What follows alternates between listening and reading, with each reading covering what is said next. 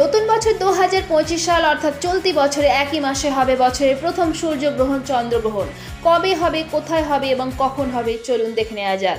গ্রহ নক্ষত্রের অবস্থান, গতিবিধি পরিবর্তনের উপর যেমন সমস্ত রাশির জাতক জাতিকাদের ভালো মন্দ নির্ভর করে, সেই রকম সূর্য ও চন্দ্রগ্রহণের ফলেও অনেক কিছু নির্ভর করে। নতুন বছর 2025 সালে প্রথম সূর্যগ্রহণ ঘটবে 29শে মার্চ চৈত্র মাসের কৃষ্ণপক্ষ অমাবস্যার সময়। এটি দুপুর 2:21 থেকে শুরু হবে, সন্ধ্যা 6:14 পর্যন্ত স্থায়ী হবে সম্পূর্ণ গ্রহণ।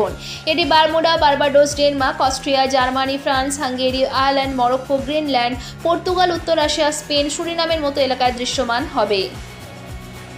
এই গ্রহণ ভারতে দৃশ্যমান হবে না, তাই এর কোনো ধর্মীয় গুরুত্ব বা সূতক সময় থাকবে না। এই গ্রহণের সময় মীন রাশি এবং উত্তর ভাদ্রপদ নক্ষত্রে একটি বিশেষ গ্রহের সংযোগ ঘটবে। এই দিনে মীন রাশিতে সূর্য, রাহুর পাশাপাশি শুক্র, বুধ ও চন্দ্র থাকবেন। শনি দ্বাদশতম ঘরে অবস্থান করবে, যখন বৃহস্পতি তৃতীয় ঘরে বৃষ রাশিতে, মঙ্গল চতুর্থ ঘরে মিথুনে এবং কেতু সপ্তম ঘরে কন্যা রাশিতে অবস্থান করবে।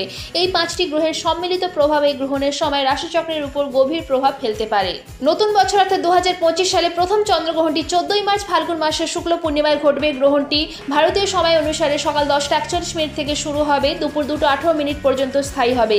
এটি একটি সম্পূর্ণ চন্দ্রগ্রহণ হবে, যা মূলত অস্ট্রেলিয়া, ইউরোপ, আফ্রিকা, উত্তর ও দক্ষিণ আমেরিকা, প্রশান্ত মহাসাগর, আটলান্টিক মহাসাগর, পূর্ব এশিয়া এবং আন্টার্কটিকার বেশিরভাগ অংশে দৃশ্যমান হবে। এই চন্দ্রগ্রহণ ভারতে দেখা যাবে না, তাই ভারতে এর কোনো ধর্মীয় গুরুত্ব থাকবে না। এটি জ্যোতির্বিজ্ঞানের দৃষ্টিকোণ থেকে এই চন্দ্রগ্রহণ সিংহ রাশি উত্তরা ফাল্গুনী নক্ষত্রে ঘটবে, যা এই চিহ্নগুলির অধীনে জন্মগ্রহণকারীদের জন্য একটি বিশেষভাবে প্রভাবশালী করে তুলবে। চন্দ্রগ্রহণের দিন সূর্য এবং শনি চন্দ্র থেকে সপ্তম ঘরে থাকবে। পূর্ণ সপ্তম ঘরের দিক দিয়ে চাঁদকে দেখবে, এর প্রভাবে আরও গভীর করবে।